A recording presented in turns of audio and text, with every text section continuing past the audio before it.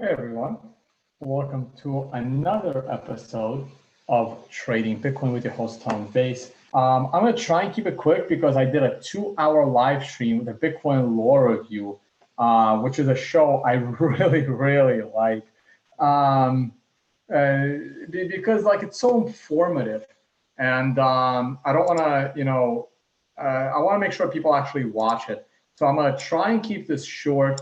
I'll do my best. But it's the middle of the day, so it's like either do I do work or do I procrastinate my work in order to bring you guys more videos? That's usually the trade-off. Let me set up the live chat. I don't know if Corey is with me for questions, but let me pop out the Telegram chat just in case somebody wants to do some questions.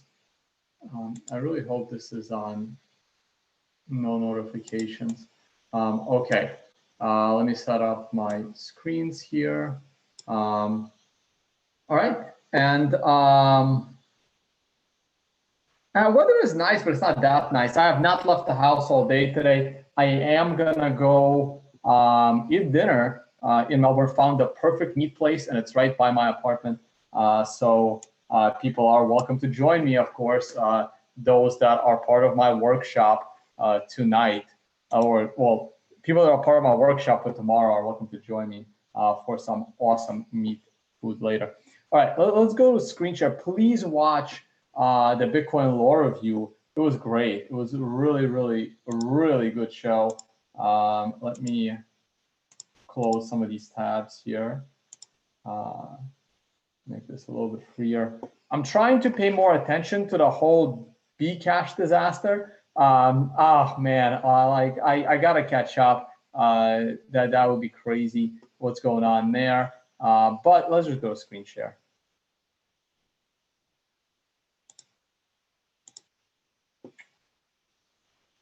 And nope, not that one. Not that one. This one. Okay, cool. Let's hope this is the correct screen share because I screwed that up earlier or yesterday. So yeah, I haven't been tweeting much because like what happens is if I send out a tweet and there's 100 people that reply, they all expect personal attention. I just can't give it to them. So I tend not to tweet as much anymore. Conference, the Unconfiscatable conference. That is a go. Everything is set. I got some more really cool pictures coming in here. We got a few people that I got to agree, at least verbally, to play in that game. We'll have a few more speakers for you. It's going to be great. 40 tickets left at this price. The last 15 sell out real quick. It's just everyone is like, oh, I got time, and then bam, because it's not time-based, it's the number of subscriber-based, and separate registrations, and the carnivory dinner registration is coming soon. This is the poker game registration. This is a professionally organized game. There will, with a poker tournament director, casino, professional chips, dealers, the works. 0.1 Bitcoin to play with the celebs. I'm expecting at least 30 names you will recognize in that game out of 100 people. Okay, that's it for that. If you guys like my work and want to support my work, please use the affiliate codes. Just click on this link and then sign up for these products like BitMEX, Deribit, TorGuard, TradingView, and your Amazon shopping, which reminds me, I'm gonna upgrade my tech during the Black Friday and stuff. And workshops, you all know when they are. Melbourne, Saturday, then Sydney, Oakland, Aruba, Tampa will be added to the schedule this week, and maybe one or two more before Vegas. We will see. All right, charts. Let's go to charts. Monthly chart, nothing's changed. No reason to talk about it. The weekly chart. The weekly chart is what's gonna make or break Bitcoin over the next 3 months.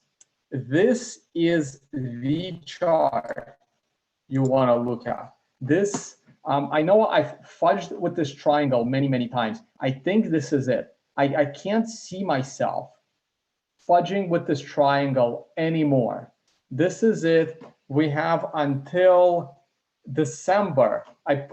Wow, that's convenient. We have until the last day of the year to stay within the triangle, and then something has to give. Of course, it could just stay flat. My technical analysis tells me that we are going to break down. Is that, or am I guaranteeing that to happen? Absolutely not. But that is my current expectation. And you see how fast the moving averages are going to dip. Next, this is the daily chart. Your CMF is rising. That's good. Your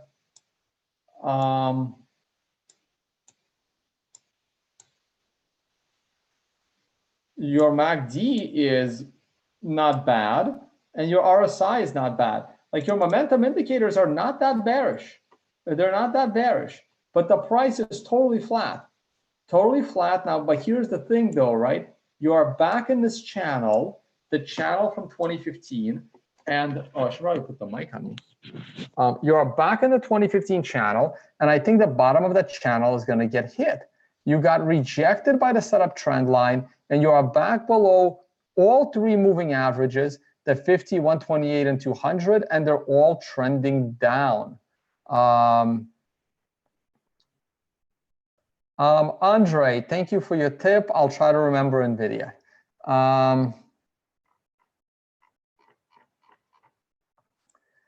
Now, that's it. That's it. This is a 12-hour chart. The 12-hour chart is the one I like to look at, right? So the 12, it got rejected by the setup trend line, just like it got support by the setup trend line. I mean, the setup trend lines have been very good. Look, the setup trend line held here as well, and it held here as well. So like, the setup trend line has been amazing for support of Bitcoin. It could not close below it. And now the setup trend line up here on a 12-hour chart was beautiful rejection of the price. Again, technical analysis can work if you, pay attention to certain things. And this 12-hour candle is interesting, and we're going to talk about this in a minute, because like, I was so tired last night after the evening video. I don't even remember. No, I did the afternoon video. I was doing something in the evening last night. I think I was just working. I don't remember if I did a video late last night. I think I was just working, and I just forgot to log into my trading account because I wanted to exit the GBTC trade, but I missed the opening of the market because I'm in Australia, and the market opens at like 8 p.m. or something. Like, I don't remember. I might have done, I don't remember what time I did a video last night. So I didn't get a chance to exit GBTC at market open. So I screwed that one up. So now I plan to exit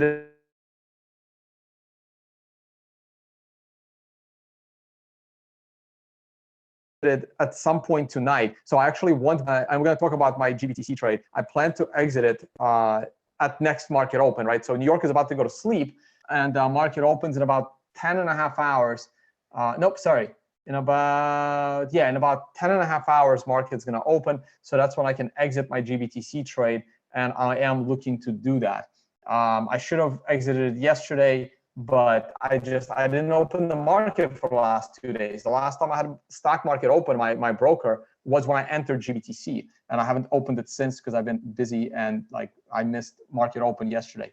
So here's the 4-hour chart. The 4-hour chart hit a 9, reversed earlier than a 9. This is a difficult 9 to trade. It then bounced off of the 9. I am looking for this 1 to 4 candle correction, and that's when I'm gonna exit my GBTC trade. It should have been exited yesterday at the open, but I totally missed market open. So I didn't have this. I was messing with this triangle yesterday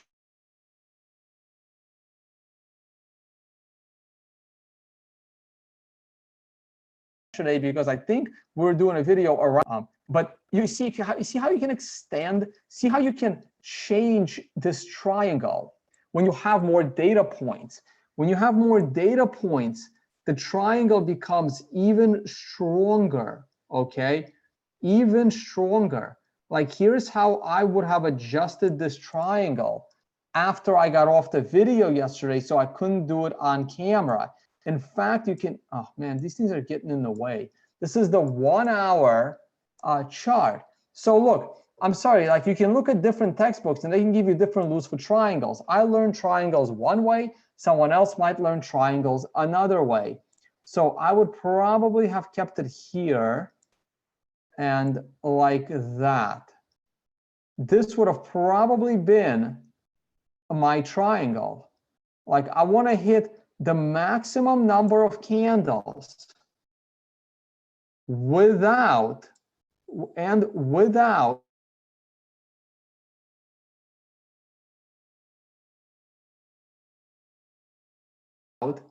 any candles. This is my triangle. Now this is a bit of an anomaly, but remember it's a 1 hour chart. It's a 1 hour chart. So it's a little bit tricky. So this is a bit of an anomaly, but the shape is pretty clear. Now, and at this point, like I know it's hindsight, but hey, I was asleep during this, okay? Because that was, I wasn't paying attention during, I don't know, it doesn't matter, right? Like I have other work to do and research to do and stuff like that.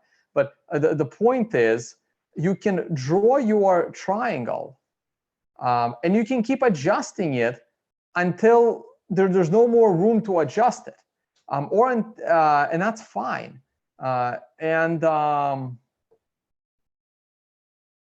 Like here is the breakdown like that, right? And we can make this one red and this one red as well.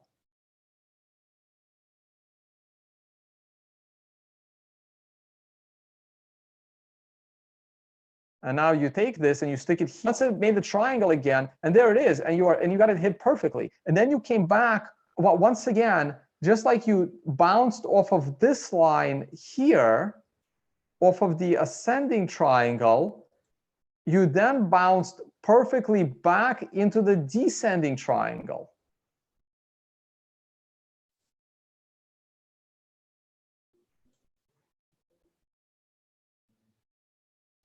I guess that's the straight line. That would be the straight line. There it is. Okay. You bounced, almost touched it. And then it got rejected again. Okay. And this is where it gets bad. Now I don't see any more triangles here. Okay. So this is the hourly chart. I am hoping that the 4 hour chart will bounce the price up into market open because the GBTC premium is starting to degrade once again. This is GBTC. You know, once I was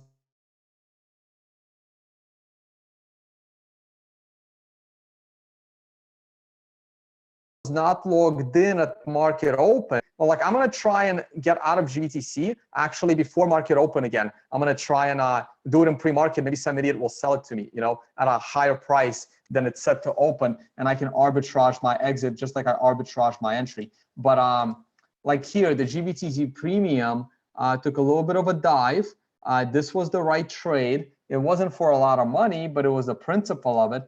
And now I'm once again, like Bitcoin has stopped going up. I'm okay with not hedging my bearish position for the time being. And if I go to the hourly chart of, or even if I go further than hourly, if I go to a 10-minute chart of GBTC yesterday, which is here, right? If I go to a 10-minute chart of GBTC, here was market open and it was already down. And the problem is I missed market open, right? Like if I would have been at my computer and had my broker open at market open, I probably could have gotten the exit equal to the prior day's low, which is fine. It would have been nice to take the 7.7 exit, but because I missed like the first hour of trading, either working or doing a podcast, there was no reason for me to get out because it was too late. It did bottom on a 9. It hit an aggressive 13, and and then it rallied at the end of the day. But at the end of the trading day at 4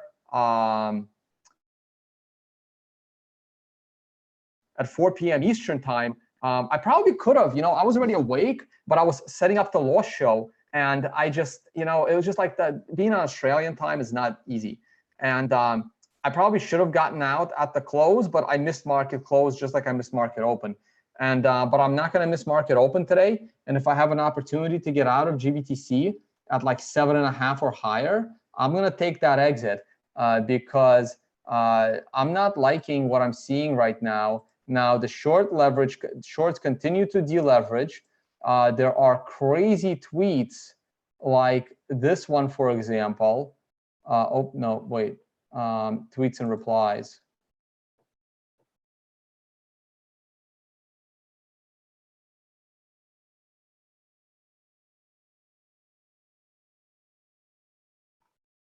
There are incredibly bullish. This is from BitBabe. I don't know if it's real or not. Well, 279 followers, very respectable, and a nice Binance logo. And it says, "I've quit my desk job to pursue a more desirable lifestyle, currently dedicated my life to fundamental analysis in the crypto sphere." And of course, she places a long trade at 6,400 price with her target of 13,005 at 10x leverage for the size of $1.82 million.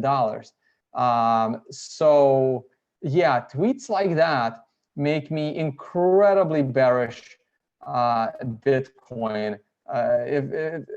It's just for obvious reasons, right? So I do want to get out of that GBTC position. And like Tyler said, he expects the premium to go negative.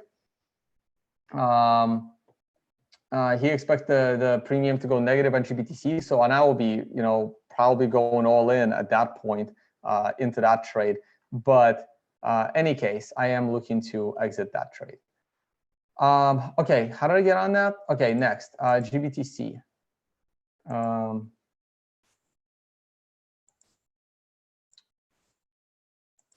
Yeah, that's the premium. And this is the premium over the spot price in separate charts. Yeah, so let's see. I got like 9 more hours to sweat it out. But I should have exited yesterday. It's just that like it's hard because the stock market, like I said, stock market opens for me in Australia at like, I don't know, like 2 o'clock in the morning or something. And then it closes at 10 a.m. So if you go to bed at like 3 in the morning, but you miss market open because you're busy, it's hard to wake up at like 8 a.m. after that to take care of it. Okay, Ethereum, I don't care, still don't care. Bcash, I care about a lot at the moment. This is great. I'm catching up on this. I got exactly 7 days. I don't even know what the alliances are. You have like all of these people, like between Roger and Jihan and Fake Satoshi and Falkwing and Ryan X Charles and who are the other people? I don't know, Peter R and Deaded Linux and something Shea, Marissa Shea. I have no idea which teams they're on. Looks like Tether is not doing too good again. The stock market. Now this is interesting. We really need to see what happens here. This is a 9 in the futures market, so it's probably going to be a 9 on the daily S&P. My damn indicator.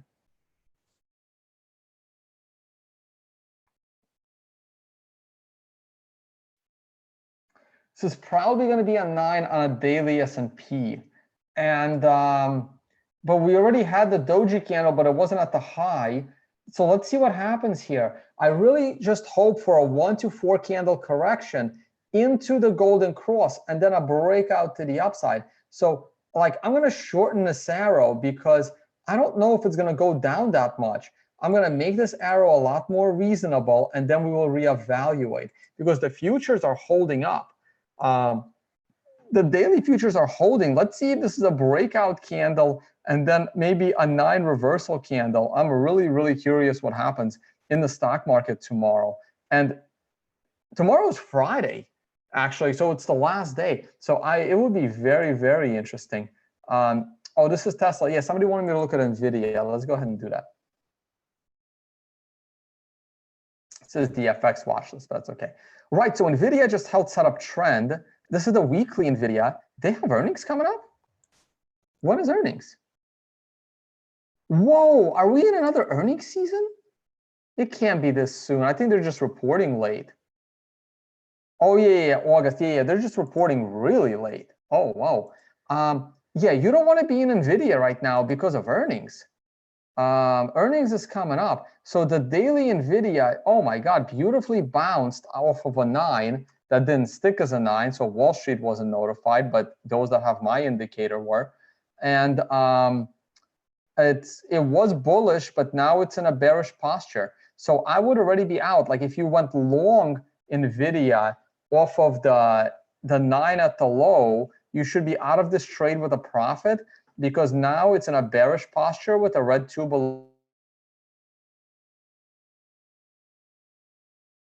red 1, and it's getting too close trade NVIDIA right now. If you're holding NVIDIA long term, is the bigger question. If you're holding NVIDIA long term, it is on a 6 of 9 being supported by setup trend. So it is in a bearish posture. So I would not be very eager to look at NVIDIA right now. I'll look at AMD as well. Whoa, beautiful 913 at the high on the weekly. Again, beautiful bounce off the setup trend line. This is the weekly chart. It still has a bearish posture, but earnings is so much further away. You should be out of your bearish trade with a stop loss right now, because the market completely turned with the election. The election day you should have set a very tight stop loss on your profitable bearish trade off the 9, and it should be in fully cash right now. The daily chart, oh, beautiful 9 at the low. On a daily chart, you could still be bullish the daily chart. However, you see, this is the slight conflict between a daily chart and a weekly chart.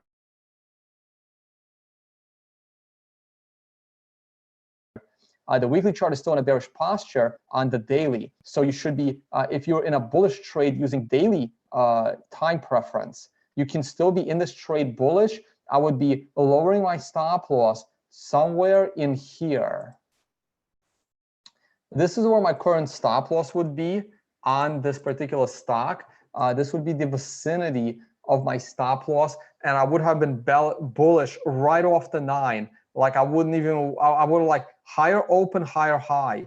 Like I would have been completely bullish this trade right here. And had I looked at this stock in the last 6 days, and if I did, I'm sure that's what I would have said. I mean, there's no reason not to be bullish this particular stock, other than scared of the election in the US. All right, I don't have anybody doing questions for me. I can glance at your live chat, see if I spot anything interesting. Thank you for your tip, Enigma. Let's see what you have to say. Hey, Tone, can you have a look at the KOSPI index? Sure. Let's have a look at the KOSPI index. Thank you for your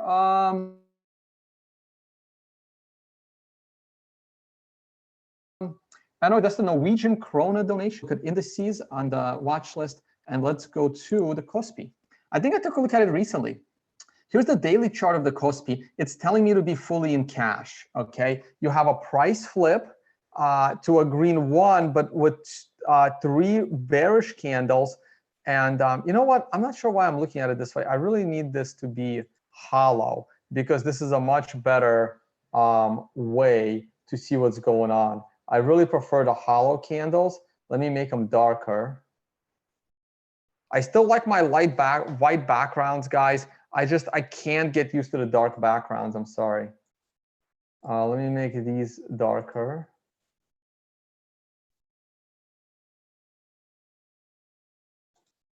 Yeah, much better. Okay, so I wanted to see what's going on here with the candles, if this one closed higher than that one, and the hollow candles let you do that. So they have beautiful 9s at the high on a daily chart. You have to the upside and then down. It's in the countdown phase, though I have no idea what count we're on because I'm not displaying those. Probably around the 7 or 8 or something. You're still in the countdown phase of the 9. I would be neutral. I would not be holding the Kospi. Let's take a look at the weekly chart. The weekly chart looks pretty damn weak. This is not looking good at all. You have a 9 at the high, almost at the high, close enough. You had a 9 here on a bounce.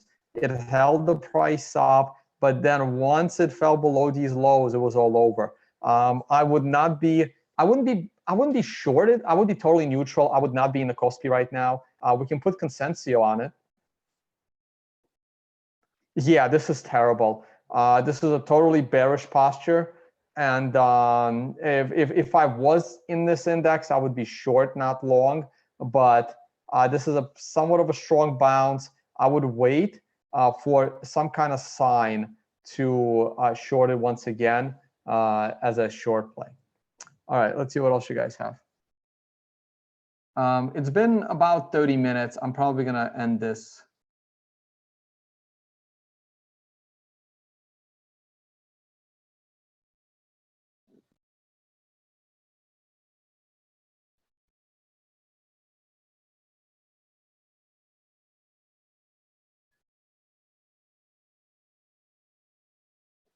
Tone, for the TD indicator, do you find certain time frames are more reliable than others for trading stock market indices? Okay, so it's not that I find certain time frames more reliable than others.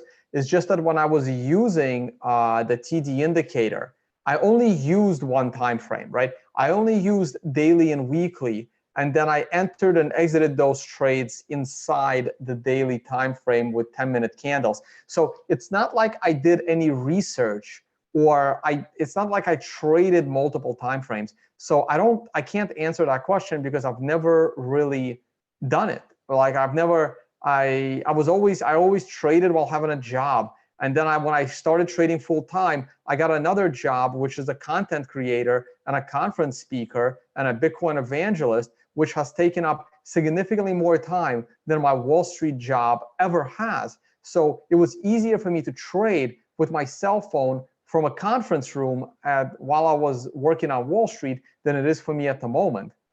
So I can't answer your question.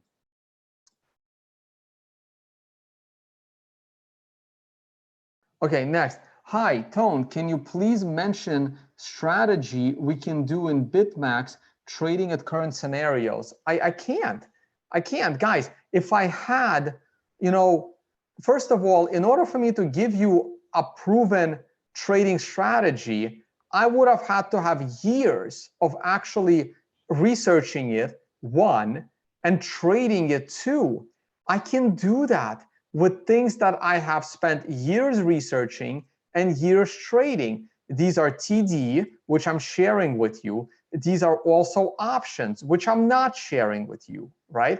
I can also, those that attend my workshops, also get to listen to my well-researched and long-term traded day trading strategy of S&P futures.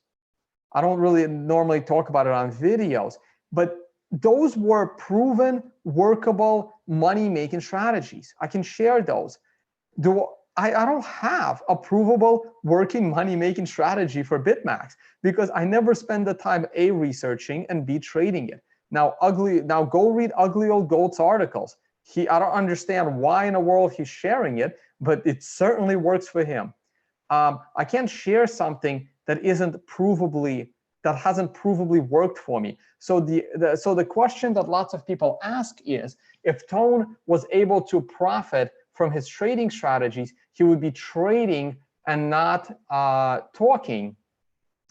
And sure, if I cared more about the money from trading than I did about A, Bitcoin evangelism, and B, a fame.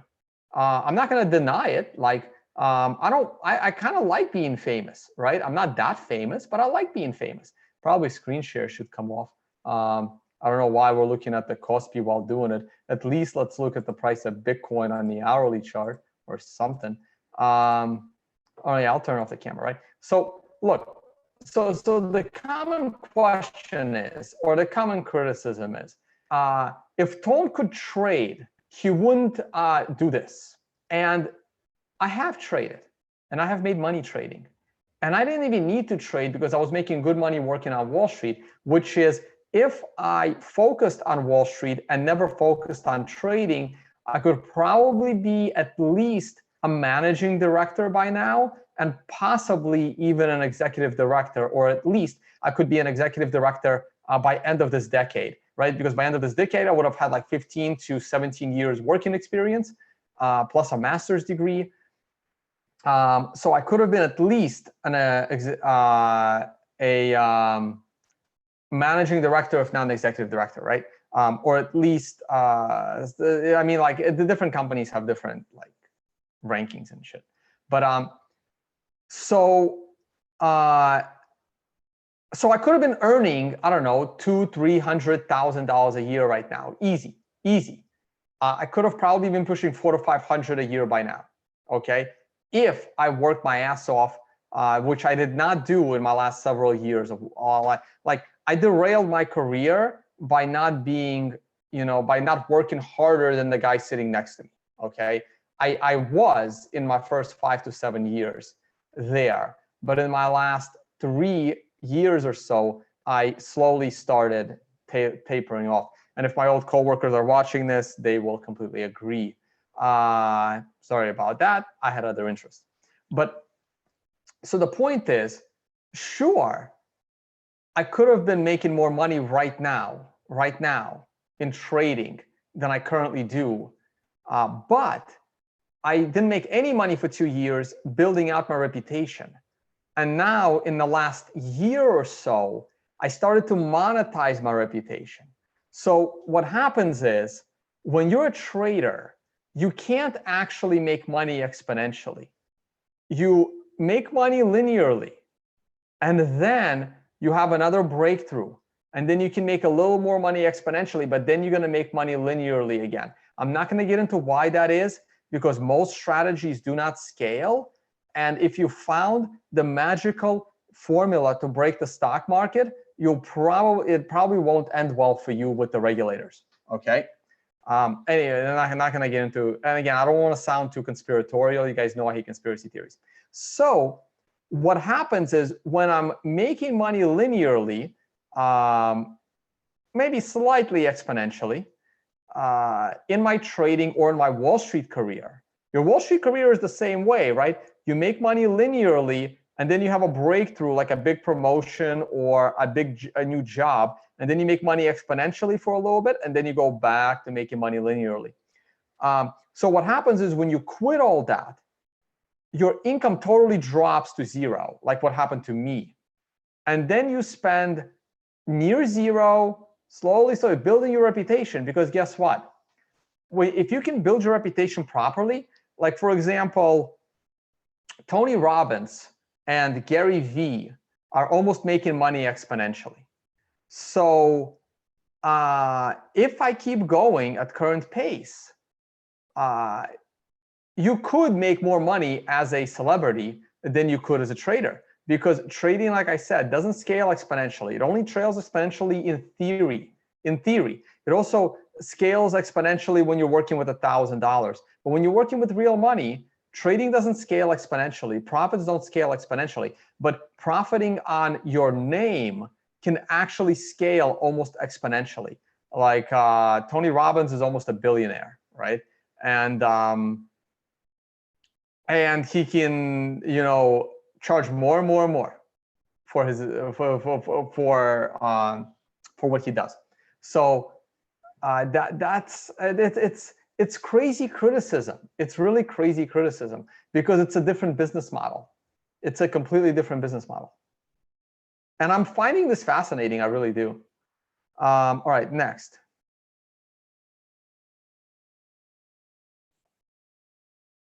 Yeah, everyone keeps still, guys. I have known about the Tone Vase versus Novogratz video for like 3 days now. Please stop tagging me in that video. I've hit the like button. I've commented in the YouTube video. I've retweeted the damn tweet. Like, I liked it. It was fun, but I am fully aware of it. Like, there's no reason to tag me in it anymore.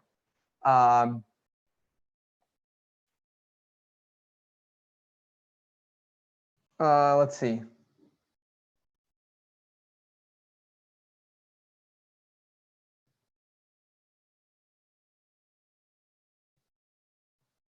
I think I'm done. I think I'm done, guys. Somebody wanted me to look at the Aussie market, only because I'm in Australia. So let's go and take a look, and then I'm fully gonna stop.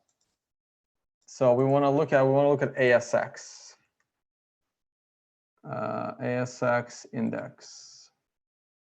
The Australian. Ooh, what's the difference? Ah, man. I hope it's this one. That doesn't look right. That doesn't look right.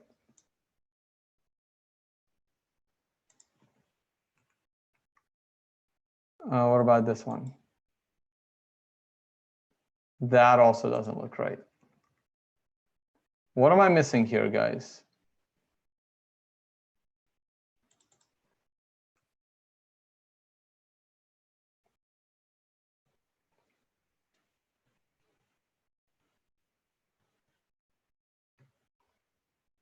Somebody give me the ticker for the Australian stock market.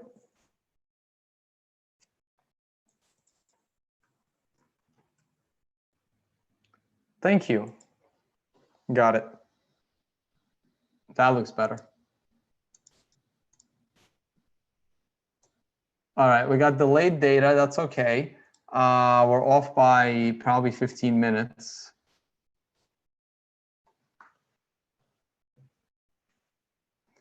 And you didn't have a 9 at the high. Probably came very close. This candle probably derailed it. Or this candle derailed it. And it's in a bearish posture, but not as bad as the Korean index. It's in a bearish posture, but looking good. I mean, a price flip and then a green 2 above a green 1 gets you back bullish the Australian equities. Let's look at the daily. The daily is sitting at resistance, and there's a 9 coming. And beautiful doji at the low, missing a 9 on there. The daily was able to give you a 9 at the high. You know, the weekly didn't do it, but the daily did. Almost at the high. There was another candle there, a little bit higher. I wouldn't go long. I would be neutral right now. I'd wait for a 1 to 4 candle correction on the daily, and then maybe buy the dip, and hopefully that dip on a weekly. Oops, that's the monthly. The dip on a weekly would be a green 1 followed by a green 2, higher, you know, higher open, higher high.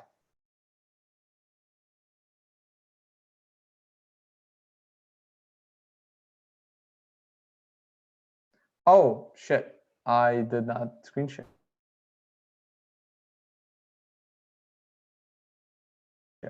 Interesting. Well, you heard me. Screen share, and then I'm done. Okay, here you go. Here's the Australia one. Now here's the daily. This is the problem, right? You have a 9 coming tomorrow or Monday, because today's already Friday, right? So you have a 9 incoming, and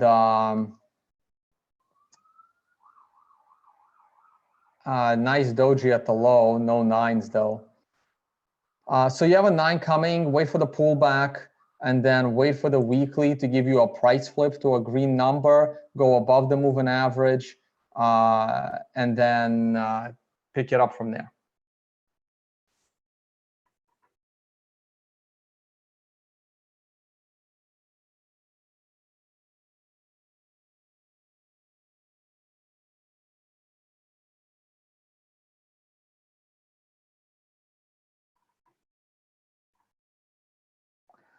Okay, interesting comment. The only person who has predicted Bitcoin price better than Tone is some guy that I've never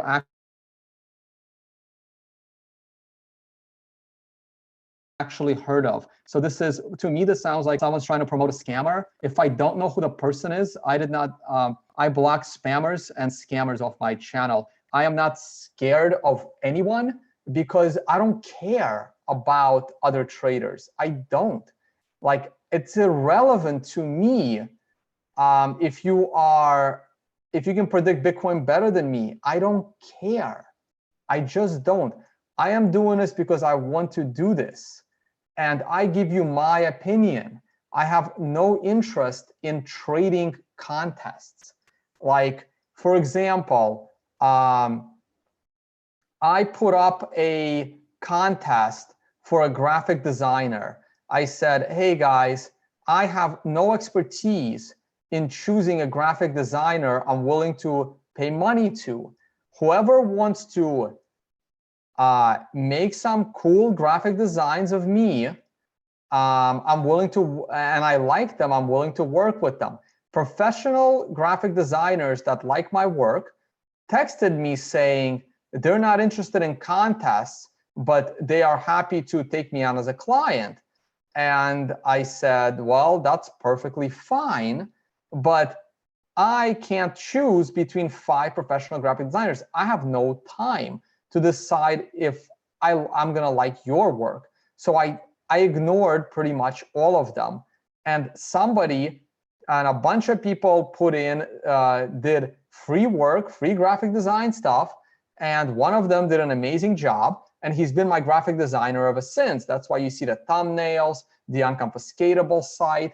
And when the bull market starts, he'll be doing way more graphic design because I'll have more money to pay him. And the only people that do trading contests are amateurs, because for a professional, there's no reason to do that, right? So only amateurs compete in contests because they need some kind of credibility, because they don't have it, because they need people to follow them because they don't have it, right? So I have no time to waste on that kind of stuff. Just like a professional graphic designer was not gonna voluntarily do free web design for me because he doesn't need to. He doesn't care if I am his client or not. He is a professional. And it's the same thing here. I didn't trade on Wall Street, but I traded for long enough to consider and I spent 10 years researching trading and trading itself. So I consider myself a professional trader. I don't need to compare to any other trader. And that's the difference. If some trader is comparing himself to another trader, then that trader is just an amateur. He's not a professional, because a professional knows what he's doing and he's confident in what he's doing. And if he's sharing that knowledge, he's comfortable with sharing that knowledge. He has no time to worry about what his competitor is doing because they're not a competitor. I'm sorry, it's a bad word. They have no time to, they just don't care. What another trader does is totally irrelevant to what I do. Completely.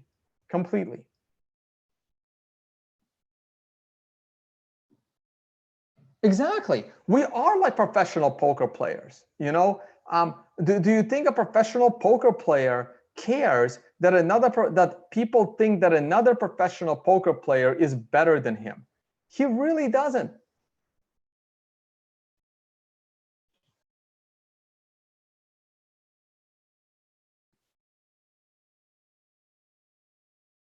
VIX. Look, VIX should be irrelevant to your life. It should be completely irrelevant. It doesn't matter what I think about VIX, okay? It's nice that it bottomed on the 9. You should not trade the VIX. I don't know which person is telling you to trade the VIX. One of the most frustrating trades I have ever done in my life was on the VIX. I can even tell you what day it was. I can go to a daily chart on the VIX, and I can tell you how I thought I made $40,000 from a trade on the VIX, and in reality, I only made $3,000. You have no idea how pissed I was. It was in my early days of options trading. We can do a go-to. Let me make this full screen.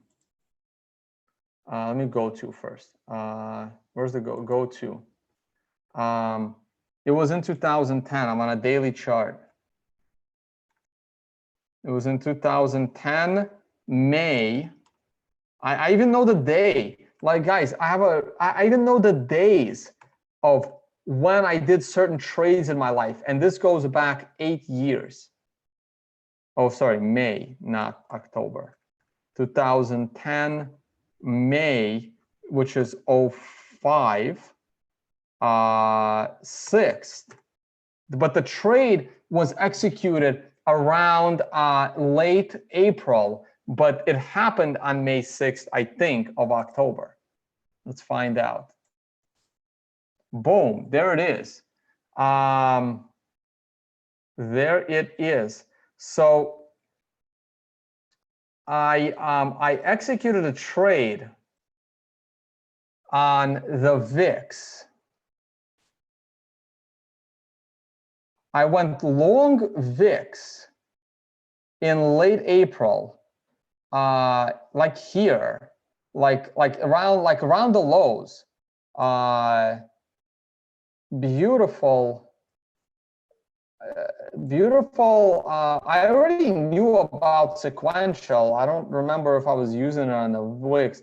On the VIX, beautiful low right here in the VIX in sequential aggressive 9 at the low, and I took on I went long the VIX to profit from an increase in volatility, and I did it either here in early April, but probably here in late April. So I think I was in at around 15 points on the VIX. Now, almost instantly, the market crashes. This was the flash crash of 2010. And it was the flash crash of 2010.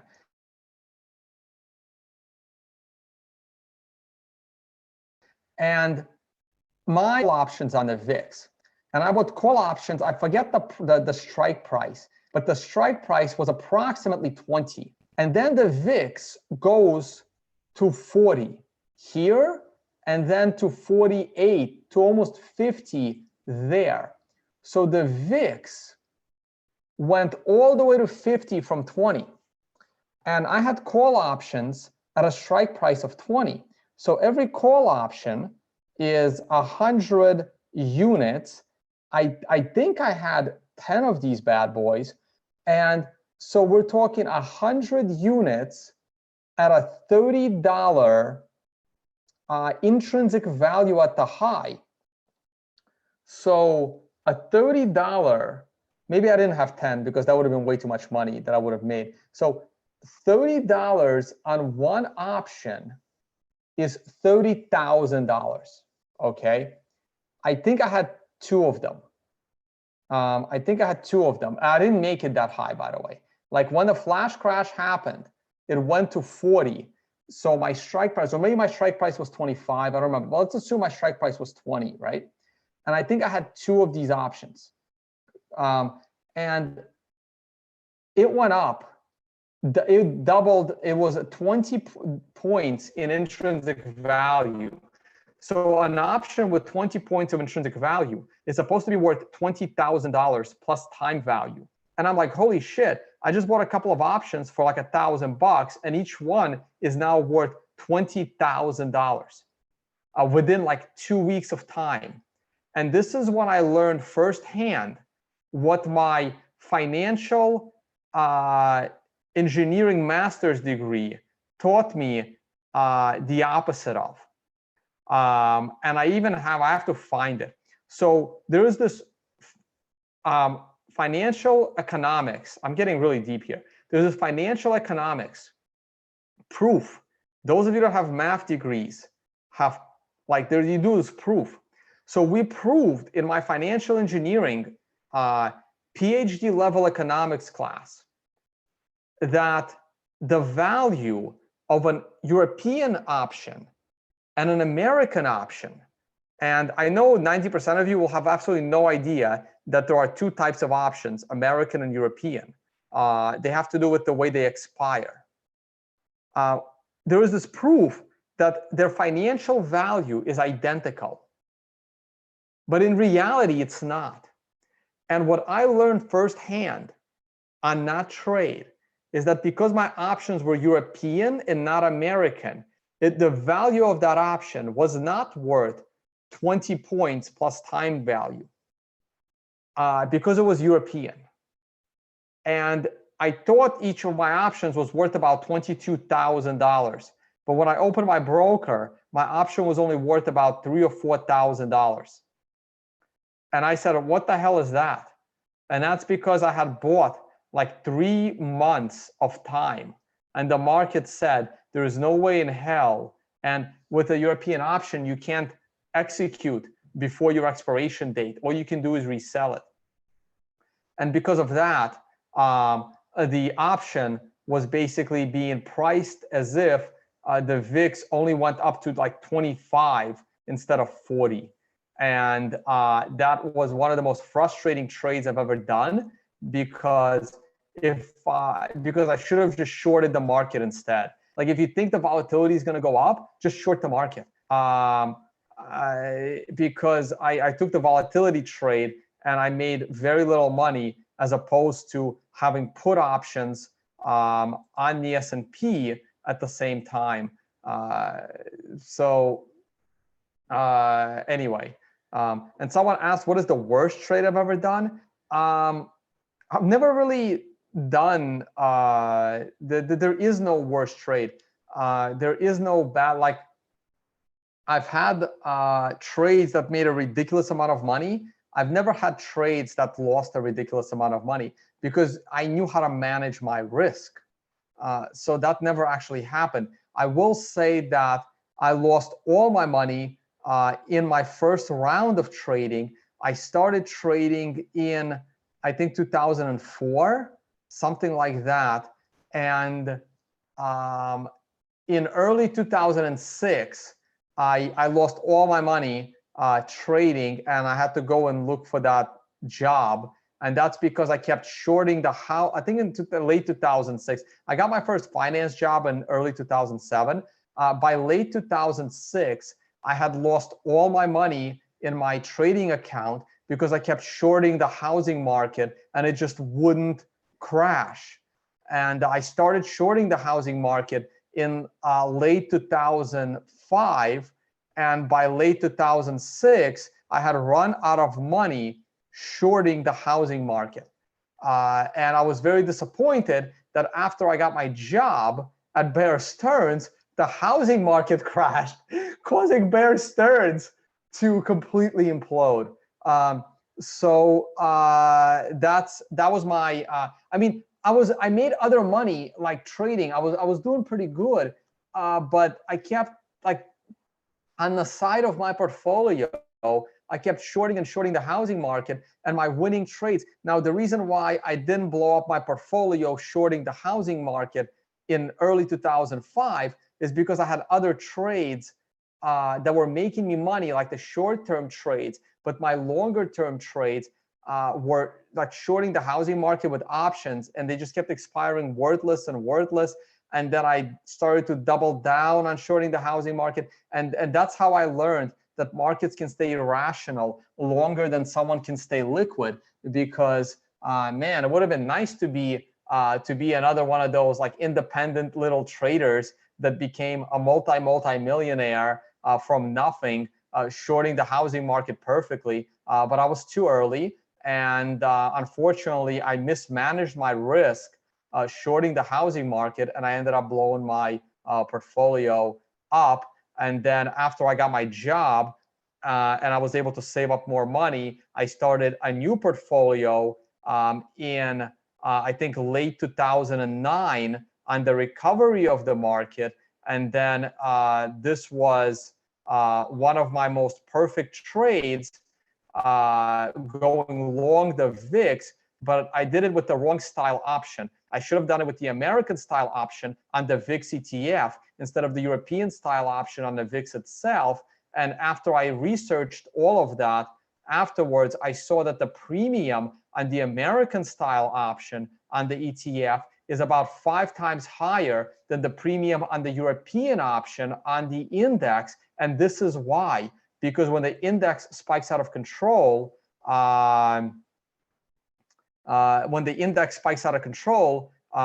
your options don't profit as much, unlike the American style options on the ETF. Okay. All right, guys. It's been exactly 1 hour. Yes, Lucas, hit me up when I get to Brisbane. We'll go get some steaks, but I'm only in Brisbane for a few days. All right, guys. I'm gonna promote the conference one more time. Oh, my workshops. Yes, I'll be in Brisbane, Aruba, Tampa, coming, and Vegas. If you like my work and want to continue to support my work, please use the affiliate codes. And like BitMax, hopefully it stays around forever, but I'm nervous with all the regulations coming in. And TradingView, if you're going to sign up for a paid account, or do your Amazon shopping. And of course, Unconfiscatable and the professionally organized and structured poker tournament. We have about 31 seats left. Though I probably add a few more seats. I reserved a bunch for celebrities. If the celebrities don't come, I'll open it up. But we have enough celebrities to make this thing amazing. I guarantee you will be sitting at the table with someone that you know, love, or hate, and you'll be playing poker with them. 0.1 Bitcoin, no profit going to me, no VIG, no percent. The money is being distributed. Small portion is going to go to charity / Bitcoin development, and expenses of organizing the thing that I don't profit from do get taken off the top. Full disclosure here. Click on this to register, and the conference sign up is over here. 40 tickets left at 0.1 Bitcoin, and then the price probably rises. It's a small venue. Only 300 tickets are up for sale. All right, stopping screen share. Still in Melbourne. Can't wait to go eat a bunch of steak tonight. And I will see all of you on the next one.